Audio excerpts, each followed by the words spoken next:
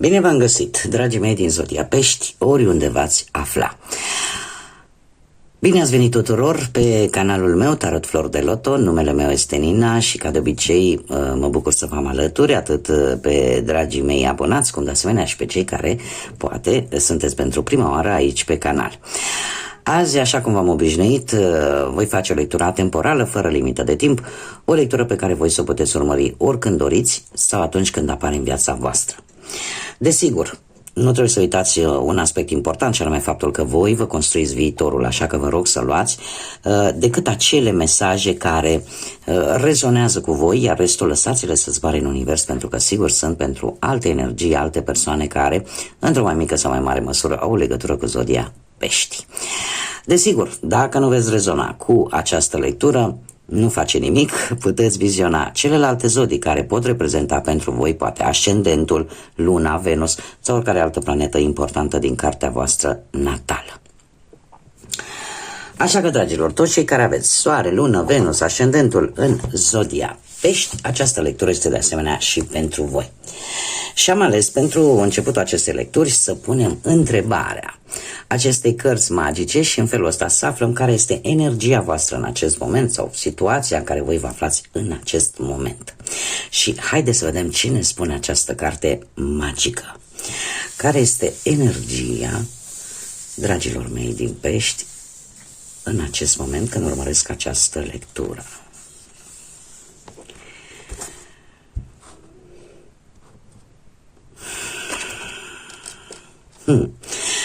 Cântecul păsării Phoenix. Fiecare final este marcat de un nou început.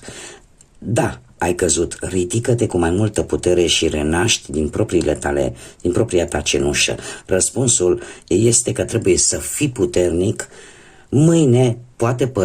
Ziua de mâine poate părea un pic incertă, un pic cu semne de întrebare, dar asta de fapt îți vorbește de transformare. Noaptea cea mai întunecată se termină și apare acel răsărit strălucitor. Se pare că unii dintre voi sunteți în plin proces transformator. Asta ce înseamnă? Că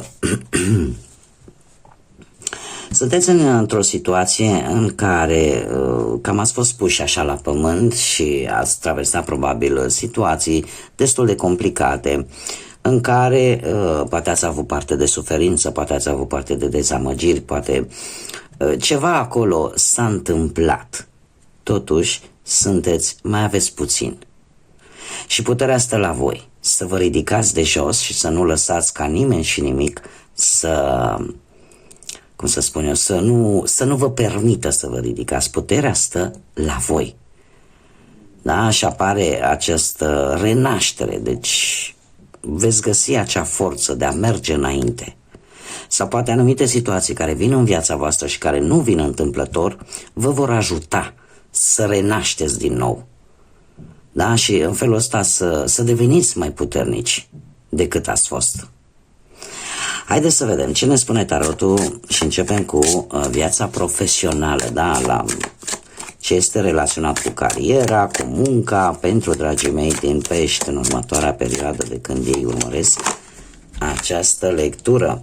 Și avem un 8 de bâte care îmi vorbește de o direcție, de anumite rezultate destul de rapide la care tu nu te-ai așteptat și care le-ai primit probabil în ultima perioadă. Da, și avem un 3. Dragilor, veți primi, dacă n-ați primit, veți primi o veste foarte, foarte rapid legat de viața voastră profesională, că poate să fie un răspuns legat de un nou job, că poate să fie vorba de vreo avansare, că poate să fie vorba de o asociere în cazul în care aveți vreo firmă. Dar lucrurile astea se vor întâmpla foarte rapid. Faptul că avem și Marele Preot aici, nu știu dacă Zodia Taur vă spune ceva, dar cu Marele Preot, asta îmi spune că vin negocieri. Vin negocieri care, negocieri care vor depinde și de alte persoane. Da? Nu veți fi decât voi și încă o persoană. Vor fi mai multe persoane aici, da? Și de asemenea, triul ăsta de bâte îmi vorbește de posibil călătorii pe motive profesionale. Da? Sau dacă încă nu vezi rezultate, ca să zicem așa, legate de viața ta profesională, se pare că ele vor apărea. Oricum, sunt mari șanse pentru unii dintre voi să apară ori un post foarte bun, ori pur și simplu o schimbare de locație din cauze profesionale. Haideți să vedem ce ne spune tarotul pentru viața financiară, da? Pentru partea asta a banilor. Cum stați cu partea materială? O perioadă destul de zbuciumată, o schimbare bruscă care a avut loc în viața voastră. Păi da, aveți și energia care o aveți, dragii mei. Din punct de vedere bănesc, trebuie să vă spun că ați avut probabil ceva negativ. Ceva nu a mers cum trebuie într-un trecut nu foarte îndepărtat. A fost o schimbare așa de o turnură foarte bruscă care a avut loc la nivel financiar. Ceva s-a întâmplat acolo, dar care a avut un rol. A avut un rol foarte important, pe care voi la momentul respectiv nu l-ați văzut. Dar pe care o să-l vedeți. De ce? Pentru că avem un 10 de monede. Iar asta îmi spune că veți progresa, nu știu. Unii pot progresa printr-un salariu un pic mai bun, alții pot progresa tocmai pentru că veți face o schimbare de loc care îți va aduce îmbunătățiri materiale. Da? Adică prin obținerea, nu știu, a unui job mai bun decât cel anterior. Da?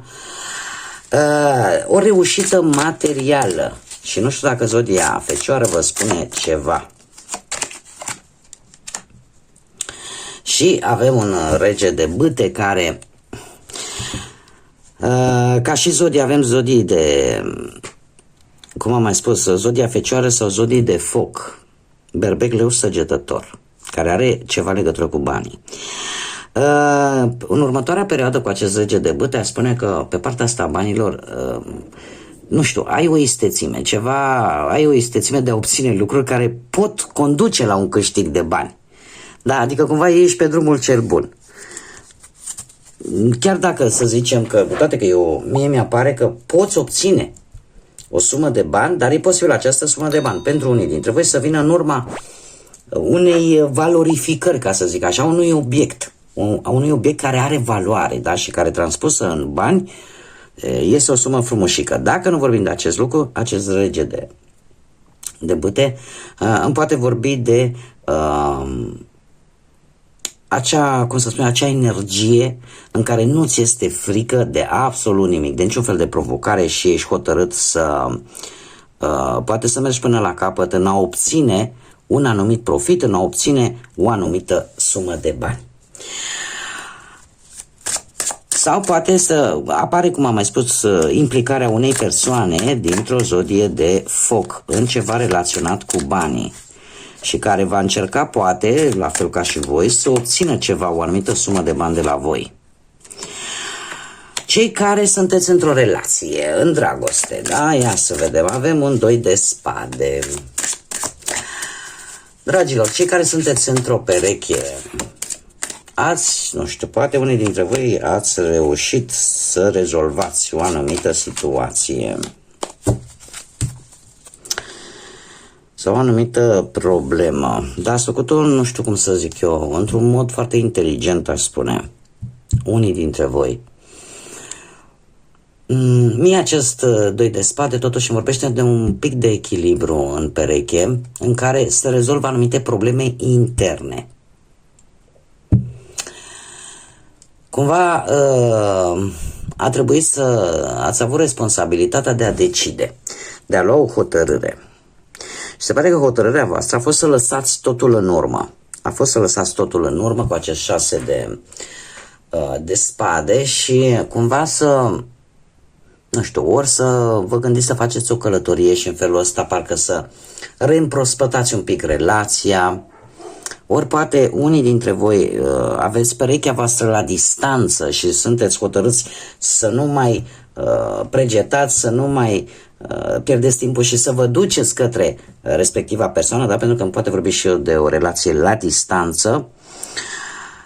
Iar 3-ul ăsta de monede îmi vorbește despre faptul că perechea voastră, chiar dacă poate nu vă vine să credeți, dar chiar apreciază ceea ce faceți voi și felul vostru de a fi și ceea ce faceți voi pentru ea. Deci va aprecia foarte mult. Tind să cred că mulți dintre voi, tocmai pentru a menține acest echilibru al relației, sunteți distanțați și aici clar mi-apare o călătorie. Da? Și atâta vă spun că perechea voastră chiar apreciază, poate nu vă spune, dar chiar apreciază acest gest pe care unii dintre voi l-ați putea face.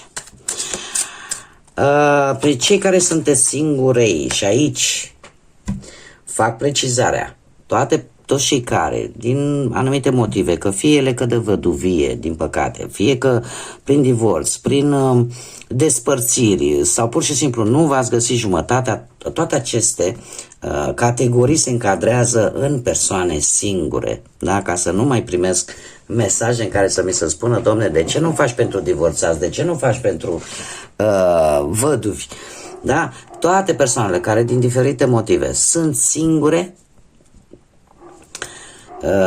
se încadrează în această parte a lecturii. Deci, cei care sunteți singurei pe partea asta a dragostei, dragilor, ați avut o perioadă destul de complicată, destul de cu blocaje și blocaje mai mult mentale, aș spune, în care voi vedeați lumea cu total diferit față de poate ce era. Faptul că avem și Marea Preoteasă aici, asta îmi spune că și mulți dintre voi v-ați cufundat așa în arta asta misticismului, poate, și vreți să știți cu exactitate, domne, ce îmi rezervă viitorul, oare ce o să vină, oare chiar și faptul că vă uitați, poate în acest moment, la această lectură de tarot și nu numai la mine, poate și în alte, cu siguranță și pe alte canale, cumva vreți să știți ce o să vină, ce o să se întâmple, ce o să fie, da? De ce? Pentru că vreți să ieșiți din zona de confort, vreți să ieșiți din zona asta de blocaj în care ați intrat, ceea ce nu este un lucru rău. Ce ne mai spune Marea Preoteasă? Marea Preoteasă ne mai spune că totuși ai ceva magnetic, ai ceva care atrage privirile, deci acest lucru nu-ți lipsește. Da? Deci nu-ți lipsește, nu e, cum să spun eu, totuși unii dintre voi aveți ceva în interiorul vostru care încă necesită vindecare, încă necesită, cum să zic eu, sunt lucruri la nivel mental, la nivel sufletește, care există în voi, în unii dintre voi și care, trebuie să știți un lucru, dacă voi nu veți reuși să începeți această vindecare, e foarte greu, indiferent cât ați căuta voi, ca altcineva să vă vindece. O poate face, dar voi trebuie să începeți tot acest proces de vindecare.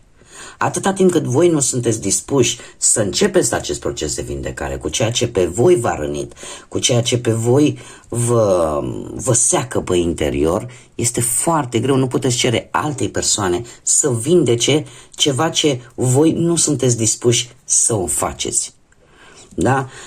Marea Preoteasă cumva vine și cu aceste lucruri. Faptul că sunt lucruri acolo în interiorul vostru, ascunse adânc, care nu le spuneți, care nu le împărtășiți cu nimeni.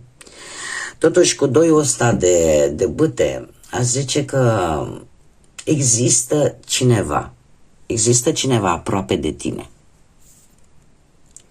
care poate să fie cheia întrebărilor tale, răspunsul la întrebările tale. Și poate ar trebui să-i dai o șansă. Dar mai întâi trebuie să încerci să vindeci, da? Să începi acest proces de vindecare. Pentru că, într-adevăr, este cineva lângă tine, aproape de tine, în proximitatea ta, care este interesat de tine. De ce? Pentru că ai și o aură magnetică, da? Deci și atragi. Dar e posibil ca persoana asta cumva să te poată ajuta, să fie acolo lângă tine, să fie ceea ce tu îți dorești.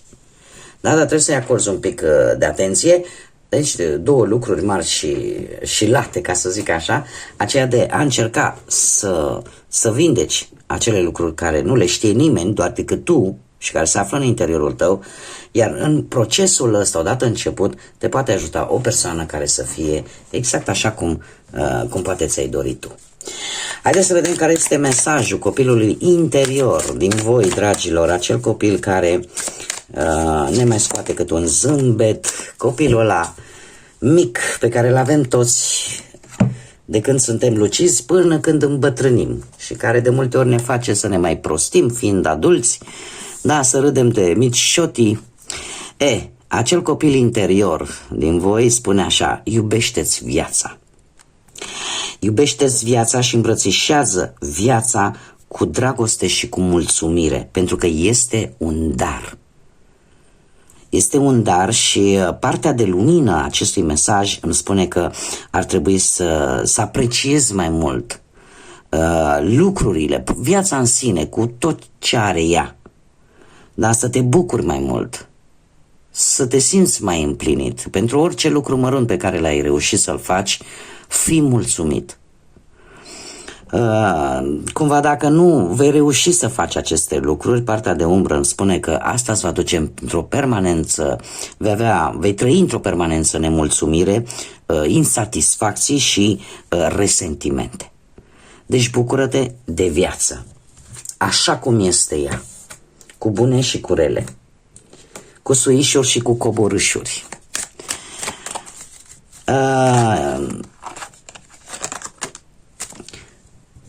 Foarte interesant. Avem un mesaj divin din partea păsărilor. De ce spun că avem papiu care mi-a căzut și cred că la Zodia Vărsător. Și care, nu știu dacă asta vă spune ceva, are vreo legătură, dar eu fac datoria să vă spun, care ne spune în felul următor: stai înrădăcinat și, cum să spun eu, primește această nouă cunoaștere, aceste noi perspective care vin către tine. Asta înseamnă să fii cât mai deschis, să fii cu picioarele pe pământ, să nu gândești, pentru că totuși acest 8 de spade, trebuie să vă spun că este și cartea în care de multe ori ne facem tot felul de scenarii în cap care n-au nicio legătură cu realitatea de lângă noi. Iar asta nu face altceva decât să ne îngroape și mai mult din punct de vedere atât mental cât și sufletește. Este un îndemn cumva de a reveni cu picioarele pe pământ, de a vedea realitatea fix așa cum este ea, de a ne uita în stânga și în dreapta, pentru că am văzut bine, mai ales pentru cei care sunteți singuri, sunt lucruri importante. De multe ori căutăm răspunsuri atât de departe și când de fapt răspunsurile sunt aici lângă noi. Doar că nu ne facem timp să le vedem, preferăm să ne uităm la 100 de metri în față sau în spate când putem să ne uităm la câțiva centimetri de lângă noi. Deci este un îndemn, încă o dată, de a rămâne conectat, da, vertical, cu picioarele pe pământ și de a fi un pic mai atenți la aceste oportunități care se află în preajma voastră. Bun, dragii mei, aceasta a fost lectura pentru voi. Eu vă mulțumesc din suflet pentru atenția voastră. Vă mulțumesc pentru like-uri, pentru comentarii, pentru distribuiri și îndemn desigur pe toți cei care încă nu s-au abonat. Dacă v-a plăcut, dacă ați rezonat, vă invit cu mare drag să vă abonați. Bineînțeles, să nu uitați de like-uri, de comentarii și de distribuiri. Eu oricum vă mulțumesc din suflet tuturor și până data viitoare, când ne vom reîntâlni, să aveți parte de multă energie pozitivă, de multă înțelepciune, de multă lumină în suflete și în gânduri. Și desigur, să fiți iubiți, dragilor!